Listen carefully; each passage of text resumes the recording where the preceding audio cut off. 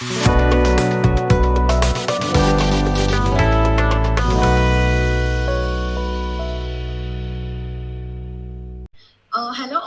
all, my name is Ruchira and I am delivery head of Sales Water.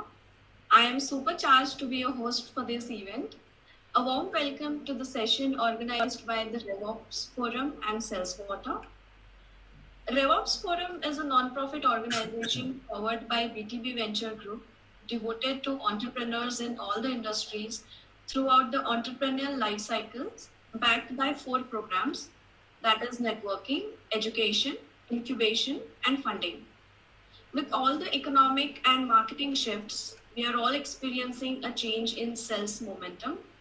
This session, we will learn how to lead through sales disruption for SaaS and explore why it is more important than ever.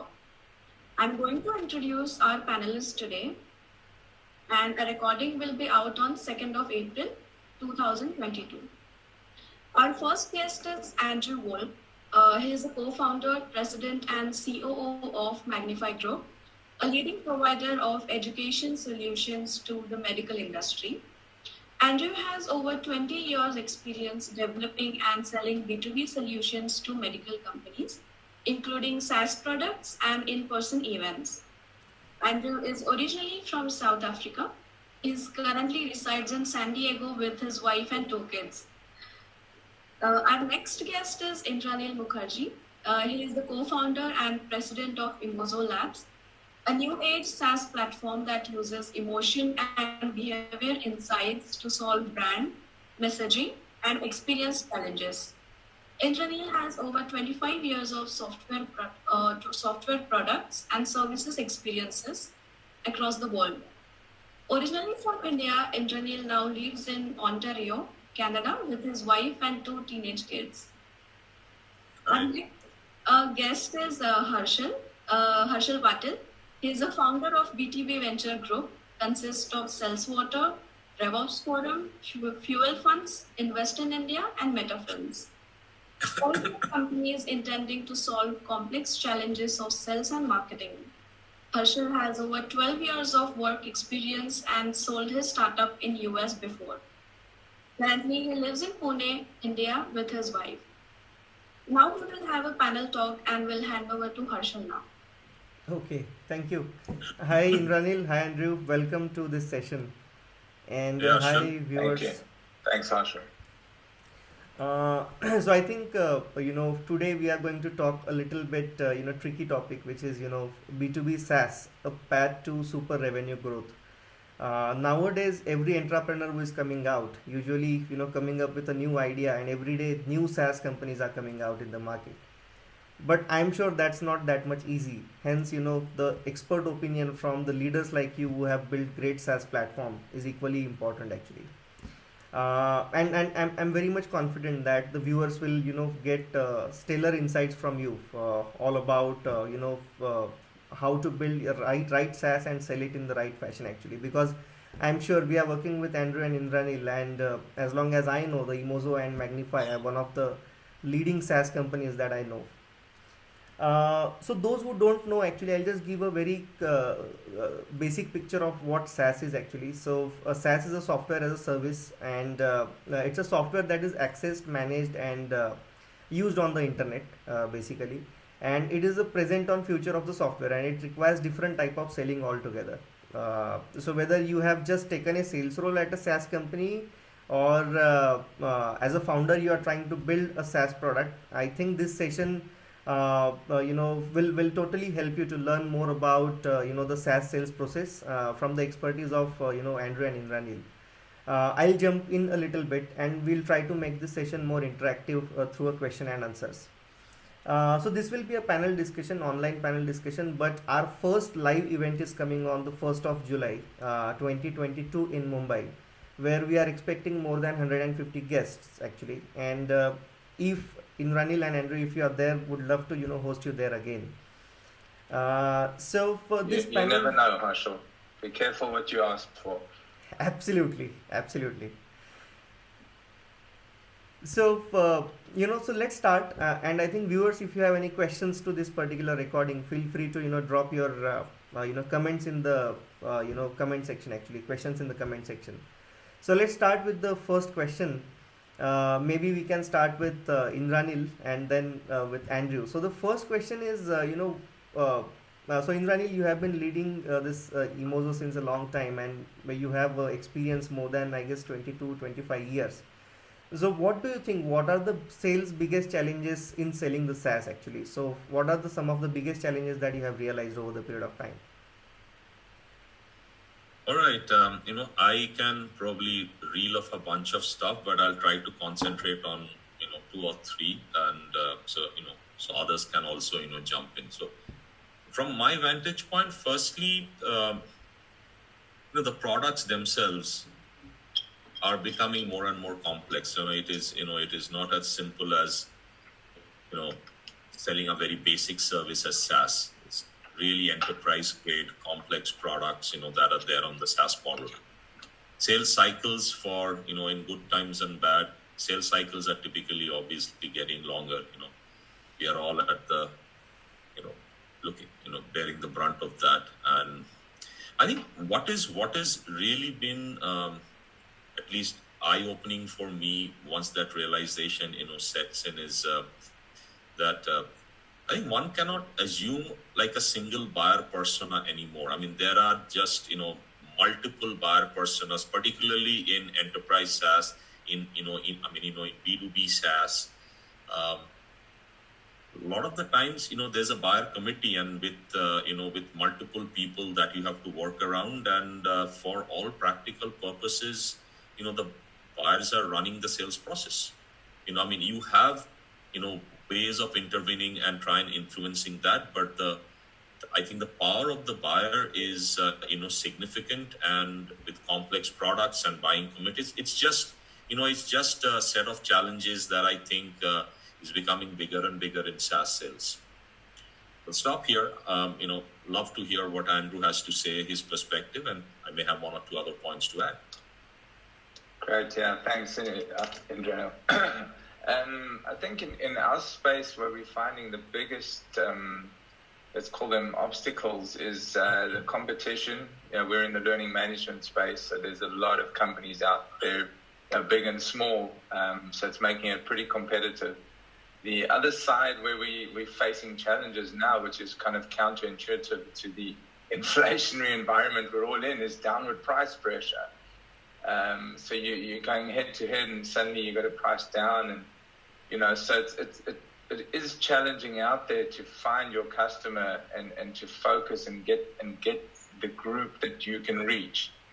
I won't talk about strategies. We're going to get into that later. The other areas where we've seen challenges also, and you kind of touched on it, is the product complexity. But users are becoming more and more sophisticated, and therefore the requirements are becoming more and more sophisticated. So we used to sell them this old mixer to make a cake, and suddenly they want this internet-enabled, beautiful device that'll not only make the cake but put the icing and the little models on top. So there's definitely a creep in the product complexity from our side. That keeps us on our toes. So that keeps us developing all the time. But it's definitely an interesting point. Obviously the beautiful thing about SaaS software is you build it once, sell it many times. So your customer, once they're in the door, is really not costing you much. So your biggest emphasis, and I think this is part of what we're talking about, is customer acquisition and the challenges around it. Yeah, well said. Can I make one other point, Harshal? Yes, Indranil, go ahead. So something Andrew said also, triggered this thought. So, definitely customer acquisition is the biggest challenge. I think it touched upon increasing competition, downward price pressure, products getting complex. I think one of the things we are also seeing is that as the products are, certainly in our case, getting complex and evolving, new features, new capabilities, keeping the, content engaging for the prospect at every stage of the sales cycle through the evolution of that product process, so that's also putting some additional, pressure on the sales team. it's not that something that we cannot overcome or we are not overcoming, but I think the pace of change on the software is also driving pressure in some of the more downstream functions in the company, and sales depends on that. So we have had to ramp that part up in our company for sure. And the last is, I think if we lived in the world of free trials, we would all be very happy, because that acquisition is still relatively simpler than converting that free trial to a paying customer, right? So in our world, we certainly see that as a fairly formidable challenge. I mean, it's sort of an extension of the whole downward price pressure thing. So free, people are willing to give it a shot. I doubt whether anything free is really valued, but the next big hump is, okay, having tried it, are you actually going to convert to a paying customer? And it's not always easy. I mean, that's a challenge we definitely have to face and overcome on a daily basis. Absolutely, absolutely. I think so in a nutshell, some of the challenges that we just spoke includes the multiple buyer persona as a first challenge. Second one is, in some of the cases the products are really complex. uh, I feel from my side, the longer sales cycle is also one of the challenge in some of the cases, and the complex lead qualification criterias. So in a lot of the cases, the chances of leads getting through getting lost during the sales cycle due to the poor follow up. Now follow up is, I mean, you will be surprised that as we are working with the services companies, we have realized that 94% of the responses got missed the follow ups actually by the sales reps, which is substantially a high number. I mean, and the follow ups are not just writing the notes. It's all about putting the insights. It's all about education. If we are just going to make the ordinary follow-ups with asking them for a meeting, it doesn't going to work. So I mean, those are some of the challenges as well we have realized. And as Andrew mentioned, I think competitive benchmark is also something that we need to evaluate and access at all point in time. Appreciate. I think this is the intriguing question. Yes, Andrew, go ahead. Yeah, Harshal, I just wanted to comment because I think that's a great insight. In terms of sales, the constant follow-up that is required, the long sales cycle, unless you get really lucky and something lands on your desk and wow, this is a deal that happens, that's very rare. So you are constantly following up and pushing. And I really like what you said, because I'm kind of the old school, tenacious sales guy, and that's what I've installed in my team, is just go, go, go. But you probably could be more effective if you use better materials. Absolutely. So you're not just saying, hey, do you have the budget yet, or is the timing good? You're actually providing education, and I think that's a great point that I'm taking away from this meeting. So thank you. Yes, absolutely, Andrew. So I think this is really interactive session for the first question, and now before we move to a next one, I just would like to set the context for the second question. Eventually what we have realized is the SaaS leaders usually, I mean, or the sales leaders, I mean, we really need to follow some of the best practices actually out there. So we did a very basic survey very recently, and we have realized that there are a lot of the factors which SaaS sales leaders are not much aware of, like the customer attrition analysis is one of the important point. Then introspection on what kind of the churn is there actually, whether it is a revenue churn, unsuccessful onboarding, competitor intervention, or underappreciated brand values. So even a lot of the sales team, they don't have a fair understanding of customer lifetime value, what is the CLV for their sales team actually. So now these are some of the best practices, and I'm sure that from your experience there must be a few more good practices that you want to share. So according to you, what are some of the best practices that SaaS leaders need to implement in their day-to-day life? Their day-to-day life, okay. Are we speaking now specifically about customer churn and maintaining customers, and is that something we're talking about, or Yes. because I can speak in a million directions right now. Yes. So mainly, there are some of the best practices that sales leaders needs to implement actually. So, according to you, what could be those best practices that sales leader needs to have actually? So let's say one of the factor that we just spoke before some time was just the ordinary follow up is not required. I mean, we really need to put a very personalized one. Or the second one that we just spoke is to a fair understanding of the basic terminologies like CLV, or what kind of onboarding, whether it is a successful or unsuccessful one. So having a basic understanding of these basic the sales terms coins out there is also one of the best practices. So according to you, what it could be actually? Yeah, I think from our perspective, we've elected to really focus our services. So where we have a learning management system, we're focused on the medical device pharmaceutical space. It's a big industry. There's a lot of customers. We've attempted to go outside, and I think we kind of watered down our message. So I think one of the key factors that I continually push to our team is be educated on the marketplace. Understand your customer. What are they selling? What products are they selling? What do they do? Which shows do they go to? Really get to know them. So that's one piece. The other piece that's extremely important in our space is to understand why our solution is suitable for that market. What makes it the right solution? So really learning the features of the system and why they're applicable to the customers we're going after. And that allows us to kind of differentiate from our competition, which there's a lot of, but not a lot of them are focusing. So those are two things that I'm constantly pushing. Another one, which kind of ties into the challenges, is we don't necessarily bend to downward price pressure. You've got to stand your ground. You are the expert in this space. You can go elsewhere, or you can come with the expert in that space. So sometimes you've got to just stand up and say, hey, there's downward price pressure. Sorry, this is where we're at. This is the solution we offer. This is why we're the right choice. So really instilling that confidence in the sales team so that they can get out there and present that message. Okay, absolutely. Indranil, any comments? Yeah, Andrew, thank you for that perspective. If I may, I will offer things coming in from a slightly different axis. Okay, so talking specifically about churn, right, Harshal? Yes. In this particular cases, so the first thing is, and I think you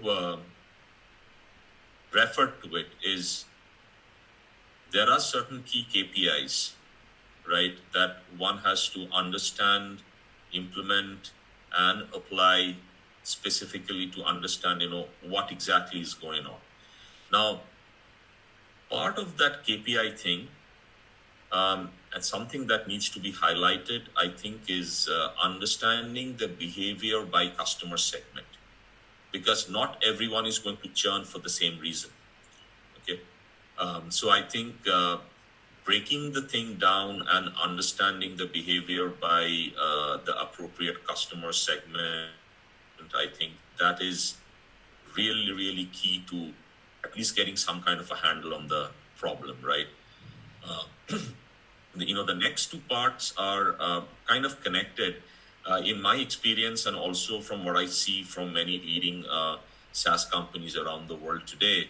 See, customer acquisition and customer retention / renewals, right? I mean, they are kind of becoming specialized functions by themselves and a little bit distinct from one another. I mean, how you go and acquire the customer the first time is certainly related to how you retain that same customer and prevent that churn. But I think there are nuances there, that are getting surfaced all the time, particularly in large SaaS. The last thing is, I don't think churn is necessarily only a sales problem. Certainly in our organization, and I'm hoping and I'm sure in other places, marketing and customer success have big roles to play in that. So, making customer success certainly a key accountable partner in preventing churn, working hand in hand with sales, I think is a move that has certainly worked for us, and I'm hoping that would be working for others as well. So these are the couple of things that I thought, in terms of, may not be best practices, but certainly I think strategies that are yielding dividends, that may make sense for other people listening to this, webinar. Absolutely, absolutely. Andrew, you have any comments for that? Yeah, I like. I mean, there's a yeah, in our company for sure. There's a distinct separation between customer acquisition and customer retention. Our account. So customer acquisition is a sales function. Customer retention is a account management function. And there's definitely crossover, because if the account manager is not aware of what's going on within that customer, yeah, things change very quickly. And no matter, it's even with that awareness, it's still challenging, right? Because things happen outside. We unfortunately lost a customer the other day because they got acquired by a much larger company who had a system in place, and they're going with that. So I'm kind of fighting back and trying to find my space. So they are unforeseen. But the foreseen ones, as I said earlier, customer acquisition is challenging. Customer retention is almost more important, because the cost of having the customer is not very high. The cost of losing it, though, is the same. So, your revenue for a customer goes almost all the way to the bottom line. But if you lose that customer, it disappears from your profitability. So that retention becomes extremely important, minimizing the churn. Some strategies we have for that, of course, is our account management team are constantly aware, constantly talking. We actually hold users conferences. I think you're aware. So we have a users conference, one in the US, one in Europe, where we invite our customers to participate and share experience and talk. And it builds kind of a relationship with us and with our other customers in a community. That's been successful for us. But yeah, I think that there's many other techniques that we're possibly going to get into later that can be used to maintain that relationship. Okay, absolutely, absolutely. I think thanks for your inputs. I think this I'm sure this will help users actually out there. So now for moving forward, actually, so now right now we are working with more than 60 SaaS companies, and when I was just going through the background of all the founders, I have realized that majority of them belong to a tech background, and they don't have the sales skill sets as in required, and they agree to it because since they belong to a tech background, they have a better understanding of how to build great products out there. uh, Hence, usually, one of the scenarios that I have realized is the moment when they are not getting a sales, they do only one thing, and that they add more number of salespeople in their team. So in some of the cases, that is not the case. That is not the solution. So hiring more number of salespeople versus improving productivity is something that is always a question of debate. But having said that, I mean, since you have been building a successful SaaS, how do we really ensure that if the enterprise sales team is properly managed by a tech founder actually? So, what should be some of the key KPIs that they can keep in mind while handling the enterprise sales team? So, and how we will know what should be the factors to design extremely stellar organization design for the SaaS company. So, what should be those factors according to you? Indranil, you want to take that first? Thank you, Andrew. I was just going to say maybe we can break that question down into three, because there are sort of three aspects that has come in. If I heard you correctly, one is how do we know if you're managing enterprise sales teams properly? Secondly, hiring more salespeople versus productivity, and third is what are the factors for the right org design? So you want to take all three together, or we go one by one? So it's up to you as per your comfort. Okay. Let me see. So I'll try to talk a little bit about hiring more salespeople versus improving productivity. Okay. So again, one part is certainly linked to the KPI discussion that we just had a little while ago. I mean, we have all heard, we have known that if something is important, you better measure it. Only then you'll be able to take actions and make changes. So keeping to that theme, obviously there has to be some measurement. Now, whether the measurement is how do we define productivity, maybe throughput, it just maybe how much money are you bringing in, churn, all that kind of stuff is good, but relevant KPIs, so that's one thing. However, to make sure that there are no unrealistic expectations being set, or I don't know, the top end or the bottom end. I think it's important to understand some industry benchmarks, and like what are really that set of standards that the best in the industry are operating to. So at least there is a goal to aspire to. I'm not saying that there won't be companies who right out of the gate would be at the highest level, but chances are that most people are going to make their way up there, right? So understanding what those benchmarks are and where one aspires to be, I think that is really important. And then in terms of more salespeople, I don't necessarily think that that's always the right solution all the time. I mean, there are other kinds of force multipliers, right? I mean, our relationship with BTB is one such example. Andrew also mentioned, that you are like our enterprise sales team almost. So when we are working with an effective lead gen company, right? So at least from a lead generation standpoint, and some amount of qualification and targeting qualification and follow-ups, that acts as a force multiplier. You do not necessarily need to hire an army of salespeople. There are specialists, who are doing that job.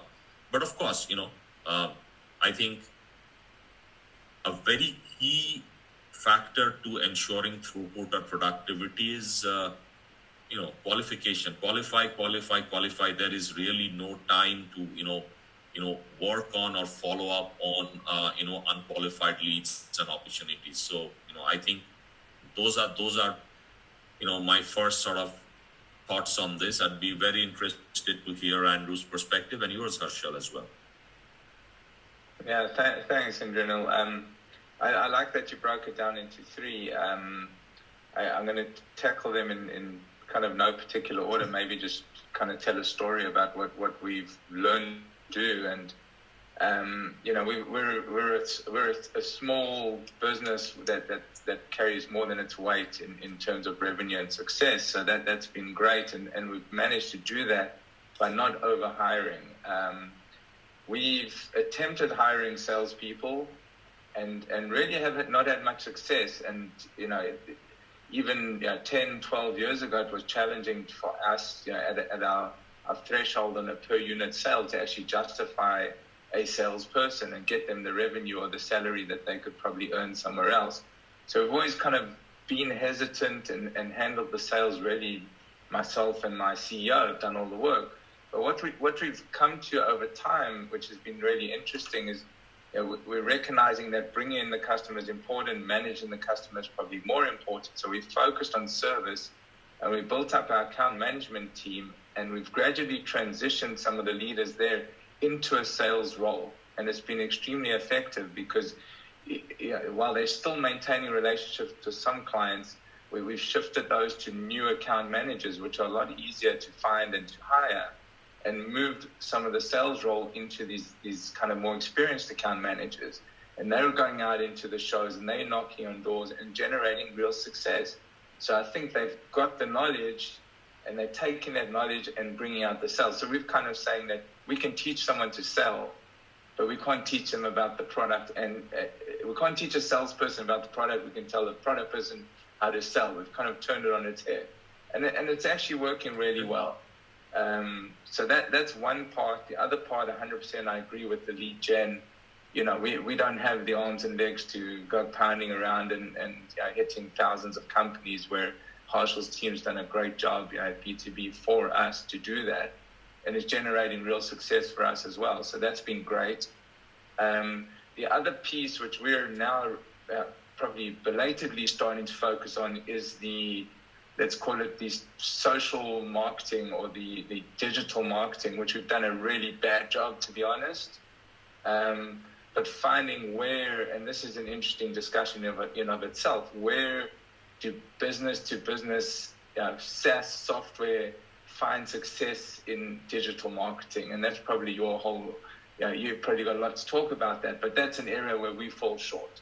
And we've now actually brought someone on our team who's taking on some, again, account management role, but is actually focusing on that side of the business and helping us improve. So that's really been our strategy around sales and growth.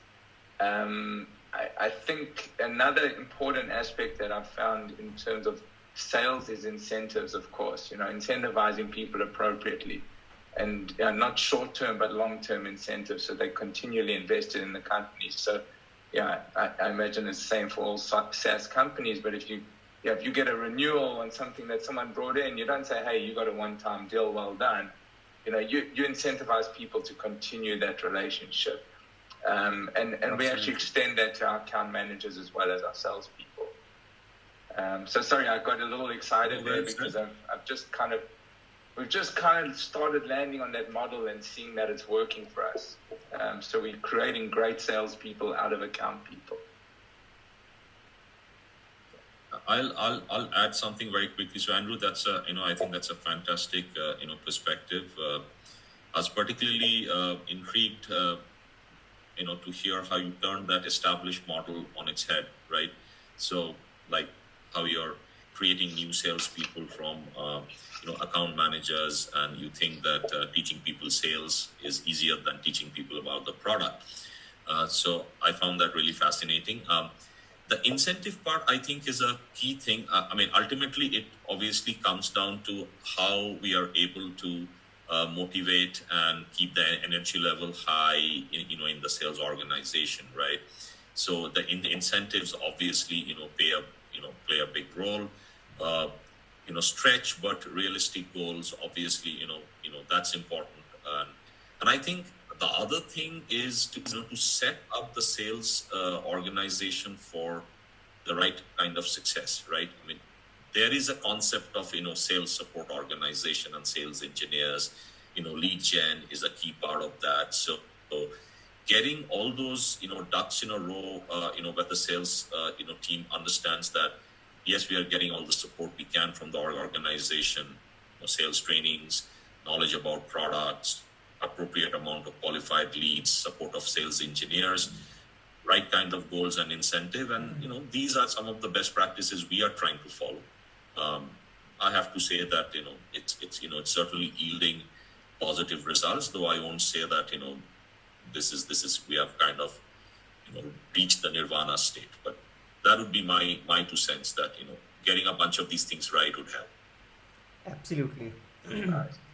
And just to comment from my side, actually, I think one of the process factor that selling SaaS is all majority of the times it is difficult because there are a lot of department exist in a way, right from resellers, preferred vendors, even the technical consultant and the SaaS solutions architects. So a lot of the companies, they prefer to do it in house. So there is a lot of a whole ecosystem which is easily uncovered with a deep research, and it is for a sales team, I think from a process standpoint, it is important to manage the expectations with the SaaS, and the sales team need to collaboratively work with the product management team, because I think so-called product is never really finished, and there will be always tweaks which will be required, revisions will be required, and the updates will be required. And I think these updates may include the fundamental changes in the impact usability actually. So I think it is very imperative that as a sales team, from a process standpoint, we should allow our customers to change their minds. And from that perspective, I think the sales team and the product team also needs to work together in order to make a new revolution in that particular product actually. So apart from sales, I think that is one of the process, a thing that we can also keep in mind. So I think moving forward it's now, it's a good point. Sorry, Yeah. Harshal, just Yes. to jump in. It's a great point because the sales versus ops has always been the conflict points, right? Sales and ops always has to deliver, and there's not a great marriage. And in a SaaS space, in our solution anyway, is that what one customer wants is not necessarily what the others want. And one prospect, let's put it that way. So you've got a prospect on the line. You need this feature to close this deal, but this feature has no relevance for anyone else. So what do? It's a great. That's another discussion altogether. But it is. You have to collaborate. You have to communicate. Yes. And find that solution. Absolutely. Sorry, I'm done. Okay. Agreed. Okay, so I think now, I think we would love to understand personally Andrew and personally Indranil about how you have been evolving, but through a quick rapid fire, and we'll ask you three questions each, and those needs to be very quick, and so maybe who would like to jump in? I'll just ask three questions. Sure. Fire away. What? Yeah, I'll give it a go. Okay. Well, both. Okay. Go for Andrew. Go for me. Okay, go for Okay, me. perfect. So I think first question for you, Andrew. So when it comes to sales, what's something that you don't like doing at all? Wow. Okay, that is on the spot. What don't I like doing in sales? I don't like getting the negative response. No, that's too obvious. There's really isn't much. There's really not much in the sales process that I don't like. But if I had to choose one thing, I'd have to say it would be the final contracting process, especially when we get into detail with some companies, and just really reviewing the details, which and as president and CEO often falls on me. Okay, okay.